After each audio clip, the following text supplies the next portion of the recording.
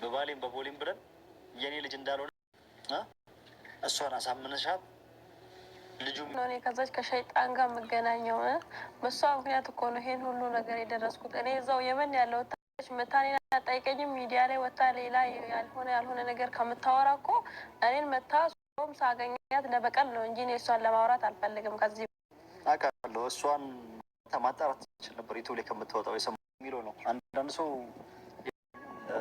ልጆችን እንኳን ሊያቸው ከሸይጣን ጋር ምንም ነገር ማውራት አልፈልግም። ሄዳ ልጁን ታስመርምረው ከፈለጋት እንጂ እኔ እሷን አግኝቻት አላወራትም። እንደውም እሷ ስሬ ቆማ በጩቤ የወጋች ነው የሚመስለኝ። እኔ እሷን ሳስታውሷት በጣም ነው የምናደደው። እኔም በቃ ልጁ እንዲመረመር አልፈለኩም እና እሺ አላልኩትም። በዛ ምክንያት በጣም ተሰቃየሁት።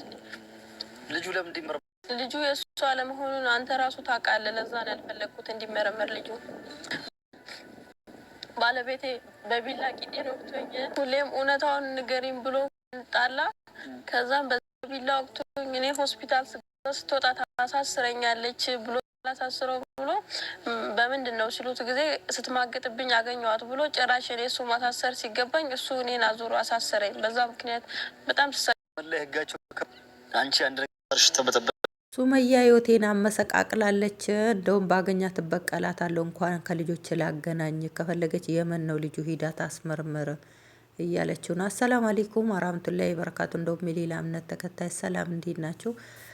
ዛሬ በአዲስ ቪዲዮ መጥቼላችኋለሁ። ያው ሰይድ የፈራው ነገር ደረሰ። ሰይድ እኔ በሚዲያ አላወጣም፣ እኔ ከፈለሽ ብሎኩን ክፈችና ላስረዳሽ፣ የፈለሽውን መረጃ ሰጥሻለሁ፣ በውስጥ እንጨርስ፣ የሰው ህይወት ይጠፋል፣ እኔ ሰውን ልረዳ ነው እዛ ቦታ ላይ የገባሁት፣ የሰው ትዳር እንዳይበጠበጥ ነው የገባሁት፣ እኔ ሙስተሂል ልጅ የለኝም አለ። ያው እንግዲህ ሱመያ ሰይድንም አላመነችም። ደጋግማ አወጣዋለሁ ስትል ያው ወጣ። ሰይድም ያለው ነገር አንዳንድ ጊዜ ሰውን የሚረዳ ሰው መጨረሻው ይሄ ሌላ ስም ነው የሚሰጠው። ያው ሰይድ እንግዲህ ልጅቷን ለመርዳት ነው እኔ አባቱን እኛ ያልኩት ብሎ ነው ያለው እንግዲህ እንጂ እኔ ልጅ አይደለም ብሎ በተደጋጋሚ ተናግሯል። ሱመያ አልሰማም አለች።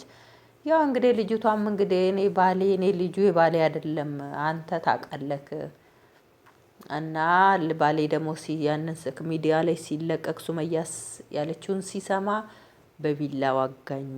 ያው ቦታውን እናንተ ታውቁታላችሁ ሰምታችኋልና ወጋኝና ሐኪም ቤት ገባኝ። ከዛ ስወጣ ታሳስረኛለች ብሎ ቀድሞ ስትማግጥ አገኘዋት ብሎ ለፖሊስ ነግሮ ታሰርኩኝ። ከልጄም ከባሌም ተለይቼ ያለ ፍላጎቴ ይሄው አገር ገብቻለሁ ምንም ነገር ሳልይዝ እያለች ነው። በሱመያ ምክንያት ሳያት ራሱ ያንቀጠቀጠኛል ሚዲያ ላይ ራሱ ሳያት አለችና እንኳን ላስታረቀክ እሱ እንግዲህ አረብ ሀገር እልክልሻለሁ፣ የፈለሽውን ነገር አረግልሻለሁ፣ ቃል እገባልሻለሁ ብሏታል። እንግዲህ ይሄ ራሱ ለሱመያ መልስ ይሆናል። ልጅቷ ራሱ አንድ ፍሬ ልጅ ናት። ሲጀመር አንቺ ጥፋተኛ ነሽ። አንደኛ ባል አለሽ። ባልሽ እያለ ሌላ ወንድ ጋር ምን አስማገጠሽ? ያ ያስማገጠሽ ሰውዬ ደግሞ ልጅ ከአንቺ ጋር ከወለደ እዚኛው ጋር ምን ትሰሪያለሽ? እኔ ግራ የገባኝ እኮ እስቲ አላህን እንፍራ። ሂሳብ እኮ ነገ አላህ ጋር ሂሳብ እንተሳሰባለን።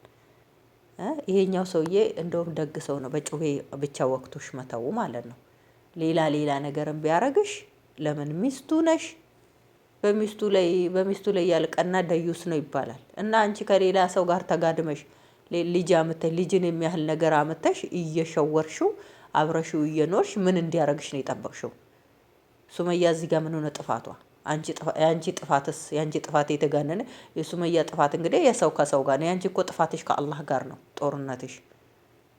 ያንቺን ጥፋት አመተሽ ወደ ሱመያ ወደ ሚዲያ ላይ ያወጣችው ለብዙ ልጆች ይታረሙበታል። የተደበቀ ነገር ውሸት ነገር ትቀጥናለች እንጂ መውጣቱ አይቀርም። ትቀጥናለች አትበጠስም እንደሚባለው ማለት ነው። አንቺ ጥፋትሽን አመተሽ ወደ ሱመያ ምን አደረገች? ሱመያ እውነቱን የተናገረችው ወደ ሚዲያ አወጣችው። ያንቺም ጉድም ወጣ። አባት ልጅ አለኝ ብሎ የሚጓጓውንም ሌላ ልጅ እንዲፈልግ ያደርገዋል። ልጅ አለኝ እያለ ወይንም ሌላ ልጅ ላለመውለድ ይዘናጋል። ልጅ አለኝ እያለ በልጁ ተስፋ ያደርጋል። ያው እንግዲህ አይምሯችን ነው እንጂ የሚለያየው መወለድም ቋንቋ ነው። እስካሳደገው ድረስ ልጁ ነው። ልጁ ነገ አድጎ አባቱን ካልካደ ማለት ነው። ግን ለሰውየው ተስፋ ለሰውየው ነው ጥሩ የሆነው ከሁሉም ነገር ሁሉ ከሰይድም ከልጅቷም ከሱመያም ሰውየው ነው ዛሬ እዚህ ላይ የተጠቀመው። ልጅ አለኝ ብሎ አይዘናጋም። የሰው ልጅ ነው እያሳደገ ያለው። ይሄ ልጅ ነገ ሲያድግ ወይ አባት ተብዬው መጥቶ ሊወስድበት ይችላል። የልጅ ናፍቆቱን ሊቀማበት ይችላል ማለት ነው። ለዛ ለሰውየው ነው የጠቀመው። አንቺም ደግሞ በጩቤ አይደለም የፈለገውን ነገር ቢያረግ ራሱ ደግ አረገሽ። ምን ልትሰሪ ልትበረገጂ ሄድሽ ሌላ ወንድ ጋር? እዚህ ጋር ሰይድም ደግሞ ጥፋተኛ ነህ። ዝሙትን የምትሸፍነው አንተ ለይሽ የምትተባበራት እንደዚህ አይነት አልታመመችም። እዚህ ቦታ ብትታመም አዎ ከሌላ ጋር ተጋድማ ያመጣችው ልጅ አንተ ወድ ሂደክ የምትሸፍንላት አንተ ምን ቤት ነክ? አንተ የምን አጨብጫቢ ነክ? ወንጀሏን አላህ ይሸፍንላት እንጂ አንተ ወንጀሏን የምትሸፍንላት አንተ ምን ቤት ነክ? ለባሏ አያሳዝንም? አንተ ላይ መደረግ የማትፈልገው ነገር ለምን ሌላ ወንድ ላይ ሲደረግ አያምክም?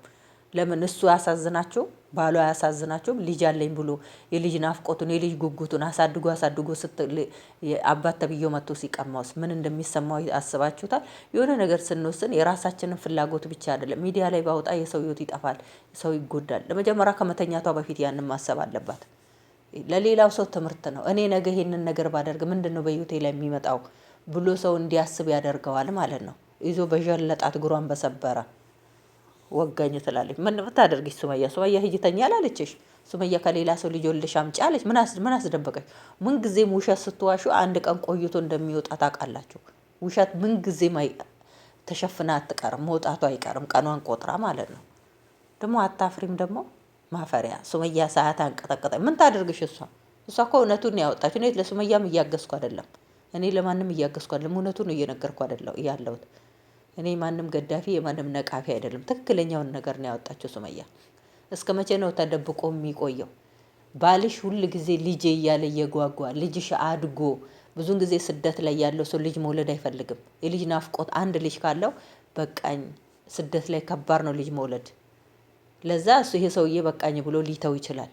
ልጅ አለኝ ብሎ ያስባላ። ግን ይሄን ነገር ደግሞ ሲያቅ ልጅ እንዳሌለው ስለሚያውቅ ሌላ ልጅ ለመውለድ ይፈልጋል። ለምን ራሳችሁም ፍላጎት ብቻ አታስቡ። እስር ቤት ሲያንስሽ ነው። እንደውም ደግ ሰው ነው ባልሽ። አንቺን ወደ ላይ ነበር መስቀል። እውነቴን ነው የምላችሁ። ራስሽ ላይ ቢደርስ ሳልቱ ላይ አይደርስብኝ ይድረስብኝም።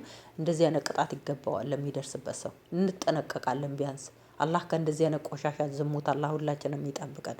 ከእንደዚህ አይነት የምንገኝበት ቦታ ጥሩ ቦታ ይሁን። አላህን የሚያስደስት ቦታ እንጂ አላህን የሚያሳዝን ቦታ አያስቁመን። አልናገርም፣ ለሱመያ አልናገርም። ከፈለገች ሂዳ የመን ሂዳ አባቱ ጋር ነው ያለው። አስመርምራ ሂዳ ውጤቱን ትወቃ ላይ ነው ለሱመያ መልስ ይሆናል። ይሄኛው ራሱ ማለት ነው።